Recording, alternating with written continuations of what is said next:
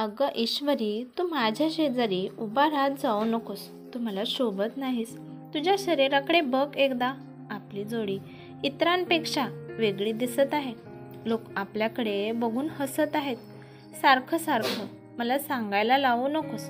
अगं, काही माणसे तर मला म्हणाले आहेत की तुमच्या दोघांचे नाते आई आणि मुलाचे आहे का काय? तुला एकदा सांगितलेलं कळत नाही का? माझ्यापासून लांब राहत जा. तो आत्ता मला शोभत नाहीस. प्लीज, हे तुझं वाढलेलं वजन त्याला कमी करण्याचा प्रयत्न कर. प्रथमेशचं बोलणं ऐकून तेथील माणसे मोठ्याने हसू लागली. माणसांच्या हसण्याच्या आवाजातच ईश्वरी एकदम शांत झाली. तिने एकदम जेवता जेवता आपला हात थांबवला. तिने तिचं ताट बाजूला सारून उभा राहिली. आता तिच्या नवऱ्याने प्रथमेशने सगळ्यासमोर तिची टिंगल उडवली होती. त्यामुळे तिच्या मोठ्या नणंदला एवढी हिंमत आली आणि ती म्हणाली की या फोटोमध्ये बघा वहिनी कशी दिसत आहे. आणि ती सगळ्यांना फोटो दाखवून मोठमोठ्याने हसू लागली. आज तिच्या घरात तिच्या बारक्या नणंदचा वाढदिवस झाला होता. त्यामुळे तिला आज सगळ्या जबाबदाऱ्या पार पाडायच्या होत्या. ईश्वरीला 7 महिन्यापूर्वीच बाळ झालं होतं. प्रेग्नन्सीमध्ये तिचं वजन वाढलं होतं आणि डिलिव्हरी झाल्यावर सुद्धा तिच्या वजनामध्ये काहीच फरक पडला नाही. त्यामुळे तिची तब्येत जास्त दिसत होती आणि सतत काम करत होती. त्यामुळे तिच्यासारख्या धापा भरत होत्या. वहिनी, आज तर खाण्यापिण्यावर जास्त तुटून पडले आहे बघा. सकाळी नाश्ता पण केला, त्यानंतर दुपारी जेवल्या, 4 वाजता पण जेवल्या, मगाशी तासापूर्वी पण जेवल्या आणि आता पण जेवायला बसल्या आहेत. छोटी नणंद ईश्वरीला म्हणाली, अहो वहिनी, आता जेवायला बसलाच आहे तर ते ताटातलं संपवून तरी उठा. आणि ते ताट बाजूला सारून कशा पायी नाटके करून उठत आहात? अजून एकदा तुम्हाला जेवायला बसायचं आहे का? मोठी नणंद परत तिला चिडवत म्हणाली. असं वाटत होतं की सासरच्या घरातील सगळे मिळून ईश्वरीच्या दिसण्यावरून तिची मस्करी करण्यासाठी एकत्र जमले आहेत. थोड्या वेळापूर्वीच बारक्या नणंदचा वाढदिवस झाल्यानंतर सगळे पाहुणे निघून गेले होते. वाढदिवस बाहेर गार्डनमध्ये ठेवला होता आणि जेवणाचा कार्यक्रम पण तिथेच होता. आता फक्त सगळे घरातीलच पाहुणे मंडळी होती. तुम्हा लोकांना दुसरं काम आहे का नाही? इथं फक्त असे धिंगाणा घालत बसला आहात. पटकन जेवण करून आपापली कामं करा. आणि राहिलेला पसारा कोण ठेवणार आहे? इथं फक्त काय खाण्यासाठीच आला आहात का? थोड्या वेळानंतर आपल्याला सुद्धा हे सगळं आवरून घरी जायचं आहे. शेवटी ईश्वरीच्या सासूबाईच्या बोलण्यावर सगळे शांत बसले आणि नंतर आपलं जेवण झाल्यानंतर सगळ्यांनी सगळा पसारा आवरण्यासाठी मदत केली. तेव्हा ईश्वरीच्या सासूबाई ईश्वरीला म्हणाले की सुनबाई, असं जेवतात ताटावरून उठून जाऊ नये. आधी तुझं जेवण उरकून घे आणि नंतर बाळाला घे आणि घरी जाऊन आराम कर. इथल्या कामाचं टेन्शन घेऊ नको. इथले काम हे सगळे घरातील करतील. तू जा घरी. पण आई, मला आत्ता भूक नाही. ईश्वरी रडकुंडी चेहरा करून म्हणाली. ईश्वरी, तुझं बाळ लहान आहे. तुझं सतत ते दूध पित आहे. त्यामुळे तुला भूक लागणार. हे नॉर्मल आहे. हे सगळे माणसे नाही समजणार. तू जेव आणि कोण तुला काय म्हणत आहे त्याच्याकडे मी पाहते. तुला एक गोष्ट जरूर सांगेन, उत्तर द्यायला शिक आता. नवरा आहे म्हणून काय झालं? तो काही पण म्हणेल का? आणि तू पण मूग खाल्ल्यासारखं गप्प बसतेस. सासूबाईने आपल्या सुनबाईला जेवणासाठी खाली बसवताना आणि तिच्यासमोर ताट ठेवताना म्हणाल्या. सासूबाईच्या आग्रहाखातीर ईश्वरी परत जेवण्यासाठी बसली. परत तिचा नवरा प्रथमेश तिच्यापाशी आला आणि म्हणाला की अजून तू खायला बसली आहे? अगं, थोडं तरी आपल्या हेल्थचं ध्यान ठेव. तेव्हा सासूबाईने त्यांच्या मुलाकडे रागाने पाहिलं. मग त्यांचा मुलगा प्रथमेश गपचूप तिथून निघून गेला. ईश्वरीने जेवण केल्यानंतर ईश्वरी बाळाला घेऊन आपली लहान बहीण सई आणि सासूबाई सोबत घरी आली. घरी आल्यानंतर तिने बाळाला दूध पाजून त्याला झोपवलं. थोड्या वेळानंतर पाठीमागे राहणारे सगळे आले आणि घरी आल्यानंतर सगळ्या माणसांनी कॉफी पिण्यासाठी डिमांड केली. ईश्वरी किचनमध्ये गेली आणि सगळ्यांसाठी कॉफी बनवून घेऊन आली.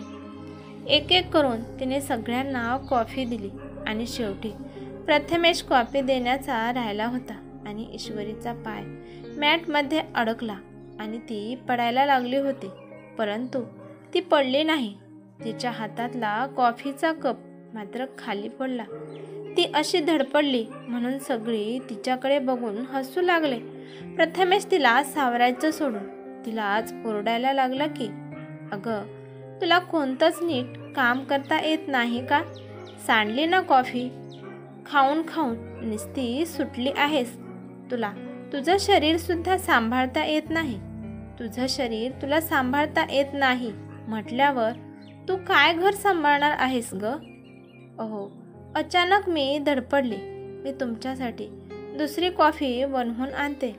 ईश्वरी फुटलेला कप भरत प्रथमेशला म्हणाली, काय वहिनी, एवढा जाडेपणा आपण काय कामाचा, जो आपल्या शरीराचा तोल सांभाळू शकणार नाही.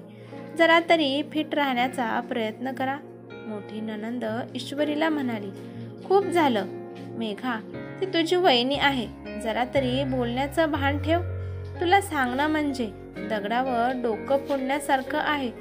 सासूबाई तिच्या मुलीला खवळताना म्हणाले, आई, तिला कळत नाही का आपलं शरीर कसं झालं आहे? प्रथमेश पुन्हा म्हणाला. आणि तू प्रथमेश, जर तिला सावरण्याचा प्रयत्न केला असता तर ती वेगळी गोष्ट होती, आणि तू तर तिला सावरायचं सोडून तू तिलाच दोन गोष्टी बोलत आहेस. सासूबाई आपल्या मुलाला प्रथमेशला ओरडत म्हणाल्या, काय आहे ग आई, सारखं बघन तेव्हा तू तिच्याकडून बोलत असतेस. तिला चार गोष्टी सांगायचं सोडून तिला तू डोक्यावर घेतलं आहेस, त्यामुळे ती एवढी जाडी होत चालली आहे. प्रथमेश चिडून आपल्या आईला म्हणाला. तोपर्यंत ईश्वरीच्या डोळ्यातून पाणी येऊ लागले. ईश्वरीने फुटलेला कप घेतला आणि बेडरूममध्ये जाऊन रडू लागली. तिची लहान बहीण सई पण तिच्या मागे मागे खोलीत आली. ताई, तू दाजीला काहीच का बोलत नाही? ते सगळ्यांसमोर तुला कसल्या पद्धतीने बोलत आहेत आणि तू तरी पण गप्प राहत आहेस. मी तुझ्या जागी असती तर असं मी ऐकून घेतलं नसतं. अगं ताई, स्वतःसाठी बोलायला शिक. अजून तुझ्याकडे खूप वेळ आहे. आता जर तू काही नाही बोलली ना तर आयुष्यभर तुला असे सगळे बोलत राहतील. आता तूच विचार कर की तुला कोणत्या पद्धतीने जगायचं आहे. दरवेळेस तुझी सासू तुझी मदत करण्यासाठी तुझ्यासोबत नसणार आहे. तुला सुद्धा काहीतरी ॲक्शन घ्यावी लागेल. तू जाडी का झाली आहे याचे उत्तर सांग तू एकदा सगळ्यांना. बाळासाठी तू हे तुझं रूप स्वीकारलं आहे. परंतु ईश्वरी सईला काहीच बोलली नाही, गपचूप आपली झोपू लागली. दुसऱ्या दिवशी सई ईश्वरीला म्हणाली की, ताई, मी आता इथून कॉलेजला जाणार आहे आणि कॉलेज संपल्यावर मी घरी जाणार आहे. आता मला इथं अजिबात राहायचं नाही. माझ्या डोळ्यासमोर माझ्या बहिणीचा अपमान सहन मी करू शकणार नाही. ठीक आहे सई, मी नाश्ता बनवते आणि नाश्ता खाऊन झाल्यावर तू जा. पण सई, तू कशी जाणार आहेस कॉलेजला? ईश्वरीने सईला विचारले. तोपर्यंत प्रथमेश तिथे आला आणि म्हणाला की, हे काय बोलत आहे ईश्वरी? मी आहे की मी सोडेल तिला कॉलेजला. एवढे तर मी माझ्या मेहुणीसाठी करूच शकतो. प्रथमेश आपल्या मेहुणीकडे बघत म्हणाला, नाही दाजी, मी रिक्षा करून जाईल. मी एकटी जाऊ शकते. तुम्ही तर राहू द्याच, मला कॉलेजला सोडवायचं. सई प्रथमेशला म्हणाली, तसं का सई? मी असताना तू कशामुळे त्रास करून घेत आहेस? मी येतो ना तुला कॉलेजला सोडवायला, मग तिथून तू तुझ्या घरी जाऊ शकतेस. प्रथमेश म्हणाला, नाही दाजी, विनाकारण माझ्या मैत्रिणी माझी टिंगल उडवतील. कारण का? दाजीच्या डोक्यावर केस कमी आहेत आणि समोर टक्कल आहे म्हणून. बोलता बोलता सई गप्प बसली. सईचं बोलणं ऐकून प्रथमेश एकदम गप्प बसला. तेव्हा प्रथमेशची मोठी बहीण मध्येच म्हणाली की, सई, तुला लाज नाही वाटत? माझ्या भावाबद्दल असं बोलताना? ते तुझे दाजी आहेत. दाजीला थोडा मान द्यायला शिक. आणि वहिनी, तू उभा राहून काय ऐकत बसले आहेस? आणि तू तुझ्या बहिणीला काहीच बोलत नाही. तिला तू बोलण्यापासून थांबू शकली असती की. आपल्या नवऱ्याला इज्जत द्यायची ते तुझ्या हातात आहे. वहिनी, नानांचं बोलणं ऐकून ईश्वरी तिच्याकडे बघत बसली आणि म्हणाली की, छान ताई, ही गोष्ट तुमच्या भावावर आली आहे म्हणून तुम्ही किती समजूतदारपणाने मला बोलत आहात. आणि हीच गोष्ट तुम्ही तुमच्या भावाला नाही समजवून सांगत का? आपल्या पत्नीची इज्जत राखणं हे सुद्धा नवऱ्याच्या हातात असतं. जर नवरा आपल्या बायकोला सासरमध्ये इज्जत देत असेल तर बाकीची माणसे इज्जत देत असतात. उलट तुम्ही तर तुमच्या भावासोबत मिळून माझी टिंगल उडवत आहात. जेव्हा ईश्वरी बोलू लागली तेव्हा सगळे गप्प बसले. प्रथमेश पण आपली खाली मान घालून उभा होता. तेव्हा सासूबाई तिथे आल्या आणि ईश्वरीला म्हणाल्या की, शाबास सुनबाई, आज तू तुझ्यासाठी काहीतरी बोलली. हे ऐकून मला आनंद झाला. आणि नंतर त्या आपल्या मुलाला प्रथमेशला म्हणाल्या की, जशी बायकोने आपल्या नवऱ्याची इज्जत करावी तसेच नवऱ्याने सुद्धा आपल्या बायकोची इज्जत करावी. तरच घरातील माणसे बायकोला इज्जत देत असतात. अरे ईश्वरी तुझी जीवनसाथी आहे. तू जशी तिला वागणूक देशील तशी घरातील सुद्धा वागणूक देणार आहेत. तुझ्या बरोबरीने ते पण चालत असतात. त्यामुळे ह्याच्यात फक्त तुझी चूक आहे. अरे शरीराचं काय आहे? अरे प्रेग्नन्सीमुळे तिचं वजन वाढलं आहे. अरे प्रेग्नन्सीमध्ये काजू बदाम पौष्टिक आहार खाल्ल्यामुळे तिचं वजन वाढलं आहे.